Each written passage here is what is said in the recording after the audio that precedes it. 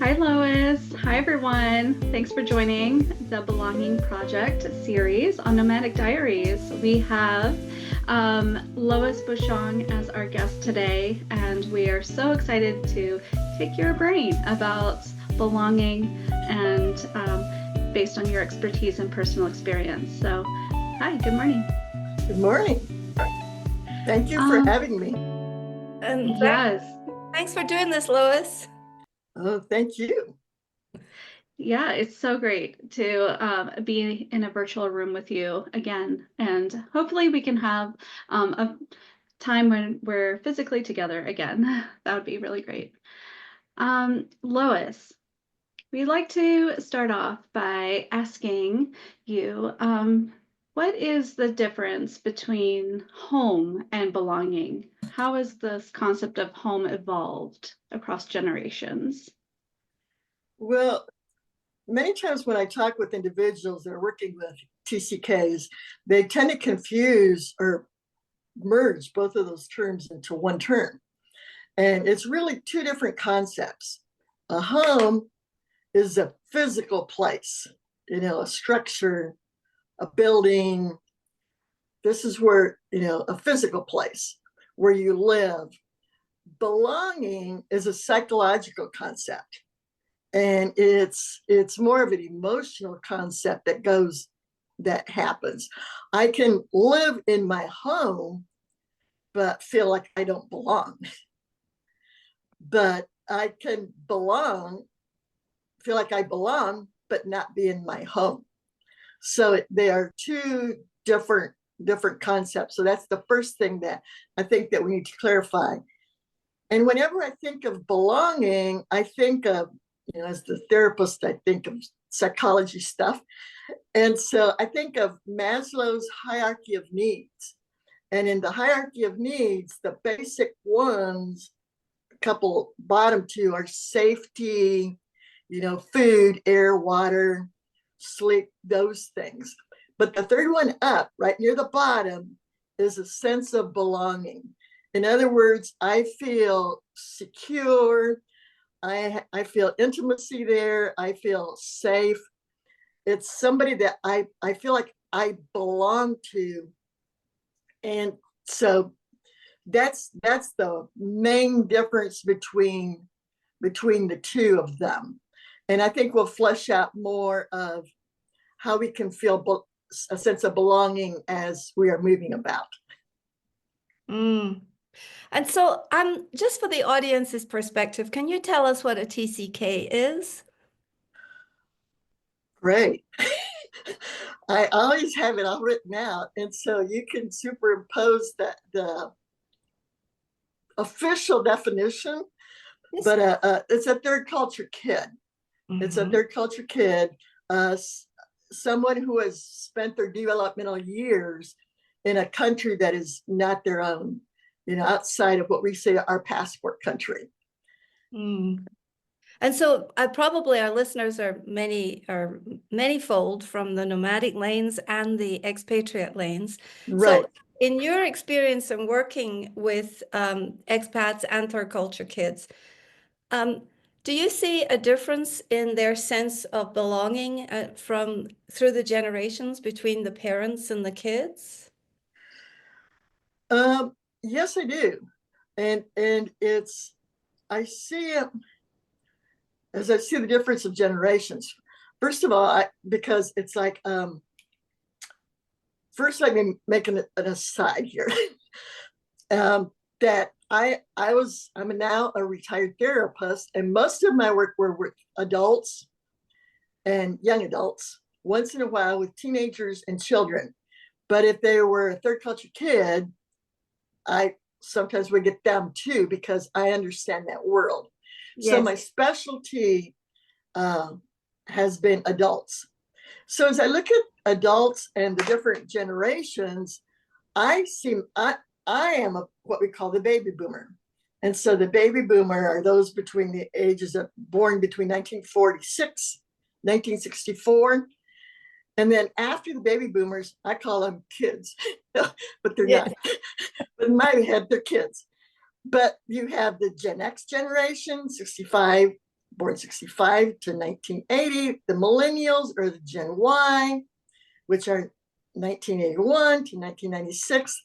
The Gen Z, which is 1997 to 2010. And then the most current ones, Generation Alpha and Generation Beta. So as we're talking, I'm coming from the perspective of the baby boomers, and the younger generations are everybody below me. Yes. Okay, does that make sense? So as I look at the different generations, it's interesting to see how their characteristics have changed based on the world that they grew up in, the digital world. Robin Pascoe, who's a good friend of mine, who is also a journalist, she has a new blog online about digital minimalism. That's a hard word to say. And she recently did a review of the book, The End of Experience, Being Human in a Disembodied World by Christine, I think it's Rosin, I think is how you pronounce her last name. And I was reading that Robin's description of the book and her thoughts about it. And Rosin pointed out, she used the term experience plagiarism, and that many times the young people today experience things online. They think they're there. Technology allows people to feel falsely that they are there in the moment, when in reality they aren't. They're experiencing this all through the screen. And Rosin said, we now spend as much time consuming the experience of others as we do having the experiences of our own. And it's like, that's why you see kids, like I said, I call them kids, they film everything. They make videos of everything and they post it online. Well, then the viewers think, okay, well, yeah, I've been there, I saw that. Well, they saw it all online. It's experience plagiarism. I think, Doreen, you had another term for that. What was your term? What do you call that? I need to look that up, but I think that I used to call it something like hijacked experience, or Yeah. It's a Yeah. sense of having I call it sensory hijacking. Yes. Because we are not actually seeing these things with our own eyes, and we're not hearing those sounds with our own ears or tasting that food with our own mouth. Right. And therefore, it's a distant experience, and it's not the same as No. eating chili in a certain country that's very hot, is it? No, not at all. And so, yeah, I used to use the term, I think it was intellectual hijacking, where people you have to do all the thinking and do everything, and then they claim it as their own. And it's like, wait a minute, that was mine. And then that book, I need to get the book because it sounds fascinating. George Will, a journalist from the Washington Post, just a couple days ago, he reviewed the same book. I was like, whoa. And he said, we are awash in social media with our social skills, which then impacts common courtesy, patience, eye contact. It's all deteriorating.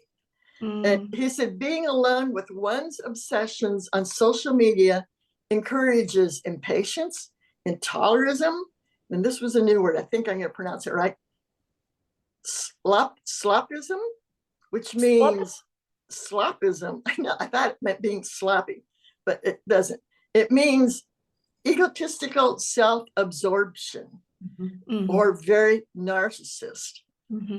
And so if you just live in that world of the digital world, you become very egocentric. And I think you will see that as we talk about it. So as we keep in mind the younger generation, the younger expats, or even the younger TCKs, and those of us that are older, there are some positive things about that generation. Yes. Yeah. They're handy to have along when you're in a restaurant eating and the waitress says, here, scan this code and pay on your phone. It's like, what what do you mean? What am I supposed to do here? And you hand your phone to the younger person sitting at the table, said, you do it, because you can't figure it out. But there are some positives in that, those that grew up in that world. For example, the Gen Z, they're real big into digital communities. They know how to find their community and build them online. Yes, They know how to do that.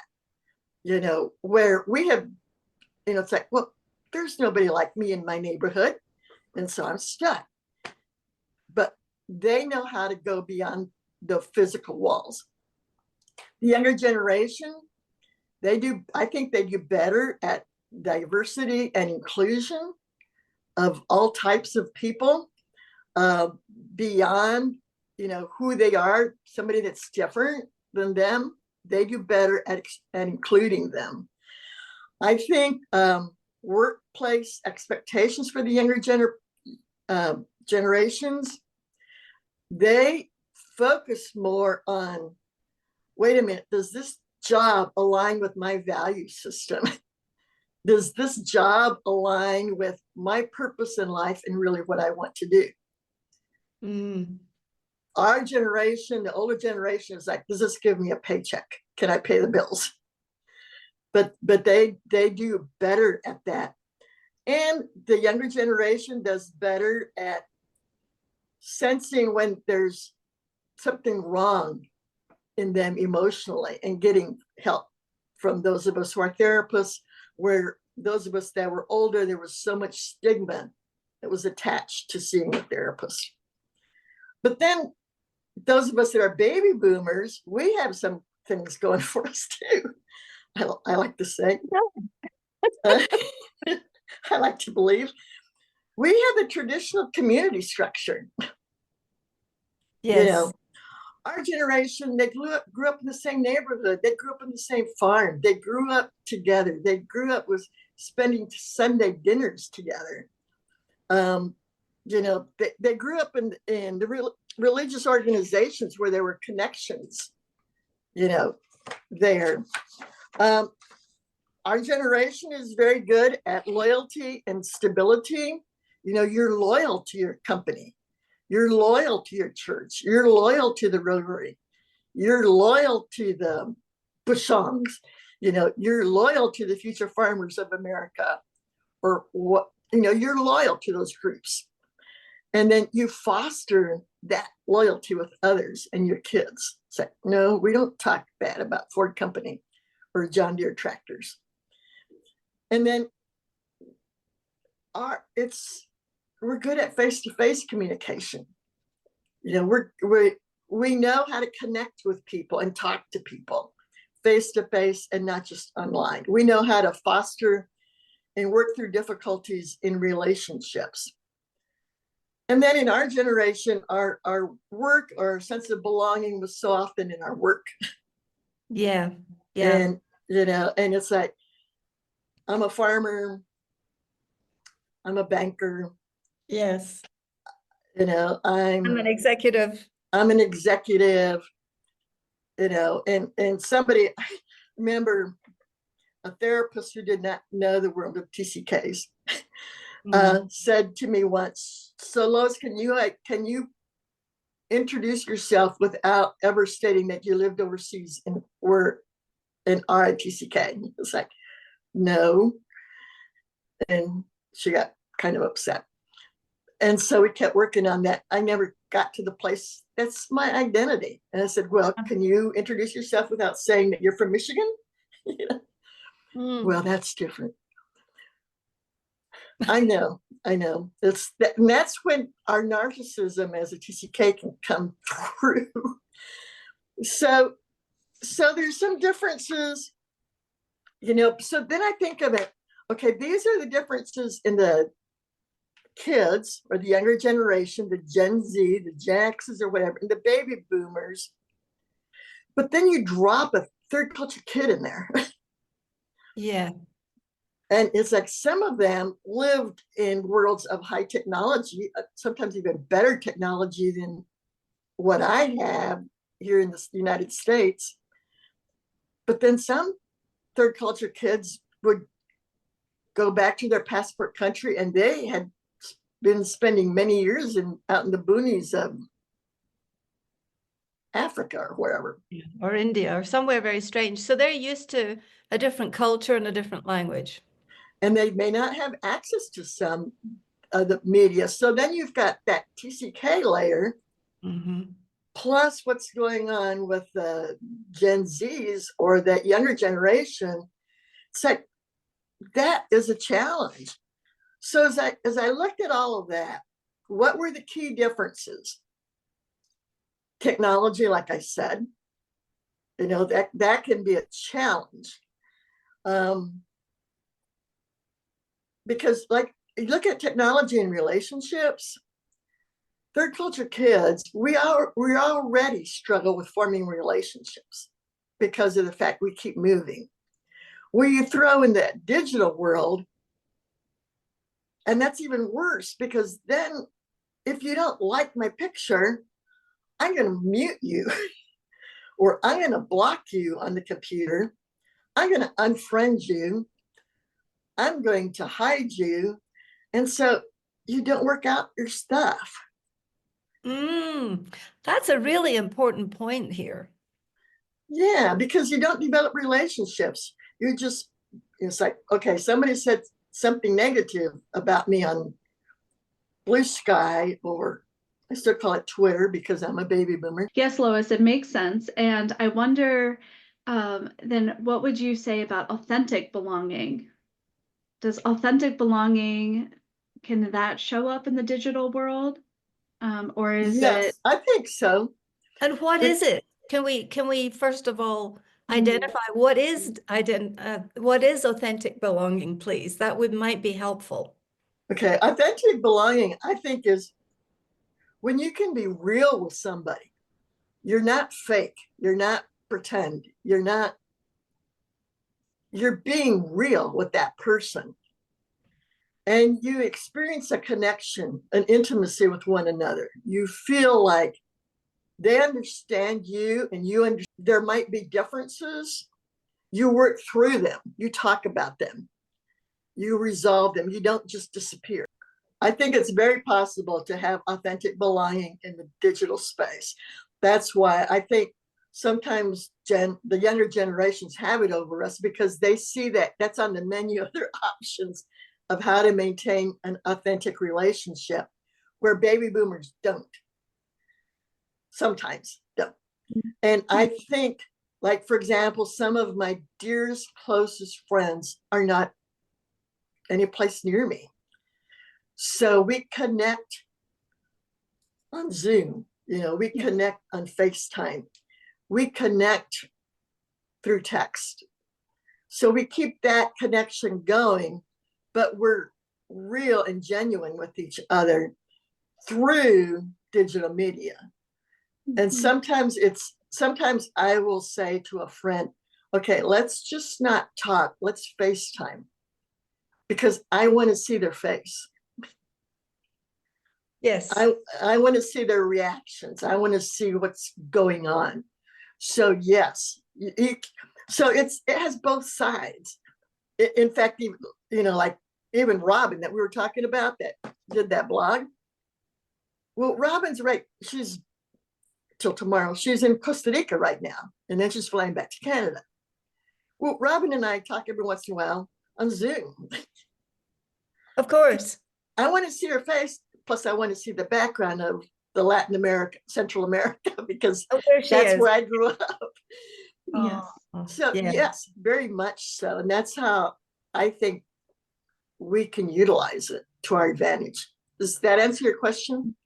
Yes. And by way of personal example too, Lois, something that sticks out to me is I was struggling with some interpersonal family dynamics a few years ago, and you reached out to me, and that was so authentic. That was so needed. Yeah.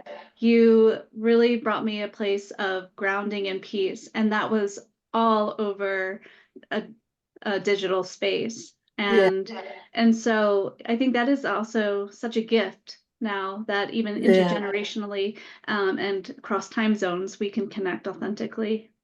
Well, Thank you. Yeah, I remember that. That was a special time together. Yes. And I think that came about because of COVID. Because Yes. it was right about the time I was retiring, just about to retire, where my practice was all face to face and counseling. But then we had to transition to screens. And so I started seeing all my screens online. And as I talked to other therapists, you know, we had to learn new skills. Yes. To develop that relationship, because we're so in tune to body language. Well, the body language was gone. So then we're all working so hard to focus on the face or on the sound of the voice that we had to fine tune those skills to develop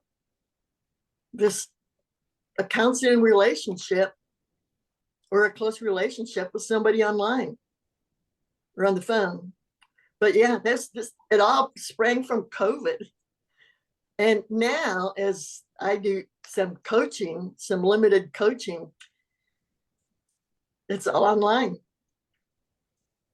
Isn't that a wonderful thing? Yeah, online really, it's a question of this and, isn't it? And sometimes when we're online, we're in our zone or we're in our lane, and that's kind of the way that expats and nomads can live our lives. We can live right in a lane, right, and get very, very focused. Right. Yes, I was working on a writing assignment for Megan. I was sorting through all my letters. My mom and dad had kept every letter I wrote from boarding school, from the third grade all the way up through college. Amazing. So I had this box of letters. So I went through, was sorting through them, and because I wanted to find the first letter I wrote from boarding school, 9 years old, and the first letter I wrote from the United States in high school. And as I read them, it's like, remember those letters where they were the blue aerogram thing? Yes, they folded up. Yes, and you wrote all in the little corner, and then you had to fold it all up, and then you had to wait.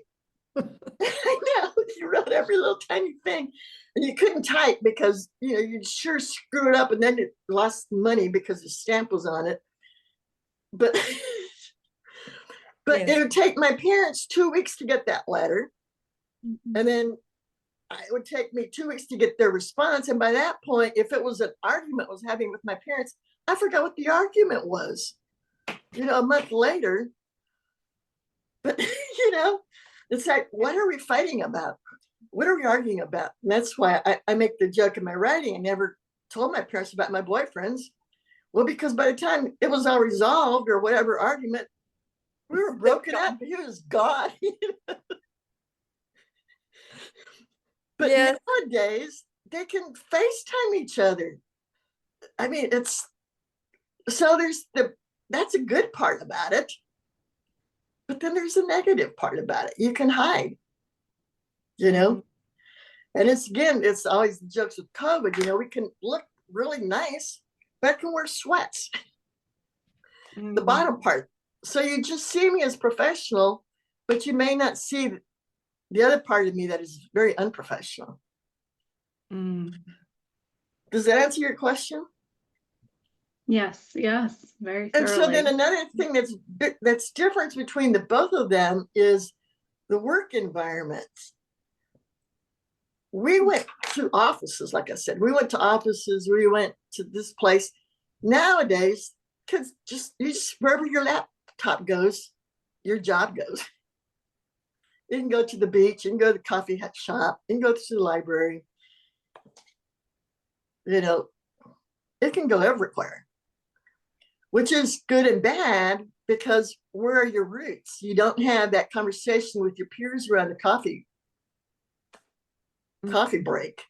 You don't, nobody's checking in with you. We had tragically somebody in our community, a single gal, died. And she was, I don't know how many days she was deceased in her house. It's become more common now. Yeah. Right. And happenstance, she was supposed to be online and she didn't show up, and they did a wellness check and found her dead in her house. It's like, oh my gosh. I mean, she lives like right there from my house. And it's like, but if you went to work every day, 9 to 5, that's right. That wouldn't happen. Yeah, that's right. That reminds me of a story. Can I interject just a quick story? I had very, very elderly aunts, my father's generation. So really, the extremely elderly, went to a coffee shop every day. They didn't show up for a day. The coffee shop would call and do an automatic wellness check. And Right. I think as a community and as globally, that does happen. That sort of thing still does happen here. But Yes. so there are lots of other places where it's not happening. And so I think that what I'd like to do is bring awareness to how the different ways that we belong and the different ways that we need to respond to build the subject of Right. belonging. Right. And sometimes it's not us belonging, sometimes it's helping someone else belong. Right. Along with that, and digital media, because I'm now in my 70s.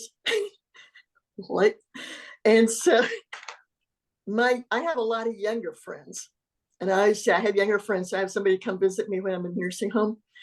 But we always say, okay, when you get to the stage, Lois, where we start to worry about you, every day we want you to text us a little heart. Nice. And if you don't text us a little heart, we know to check on you. Because see, I don't have kids, I don't have a spouse. And so that they're a little bit concerned about me. Well, perhaps that could become a moniker for belonging and for reaching out to each other and saying, we need to belong.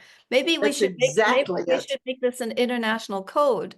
Like, ice on your phone. If you just, or texting somebody a heart could mean, I'm reaching out just because I need human contact right now. Right. Yeah, you can use WhatsApp or something like that. That's free. I have a classmate that I went from 3rd grade on through school, and she had a stroke, which impacted her thinking and everything. But she sends her 2 sisters and myself every cotton picking morning a picture of her dressed, so you can see I'm up and dressed. And say, how many ways can you respond to that? Yes. But it's a different way. It's, again, she feels like there's somebody that I belong to. Yes. Okay. It's very important. So have we covered about changing attitudes towards work and career? I mean, I noticed that you wrote somewhere, Lois, that you said, I believe the focus needs to be how I can find a sense of belonging internally or psychologically, as my outside world or physical world is constantly moving. Yeah, I talked about that. Yeah, my next time, because my physical world is constantly changing. So it needs to be internalized, because my sense of belonging comes from a reflection from others.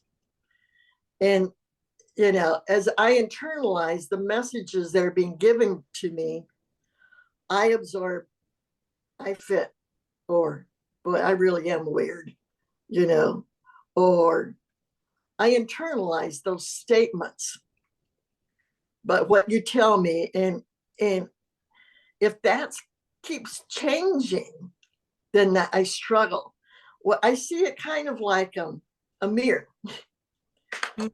If the mirror is a good mirror, if the friendship is a good friendship, it will reflect who I really am, and I will reflect who they really are. It's authentic, because it's a good, solid, healthy mirror. Yeah. But if the mirror is distorted or fuzzy or something like that, the reflection is going to be off too. So if I internalize that, I can be off. It may not be accurate. And so that's why I think, each generation, that's why we need that authenticity in the relationships to develop that sense of belonging, so that it doesn't feel off.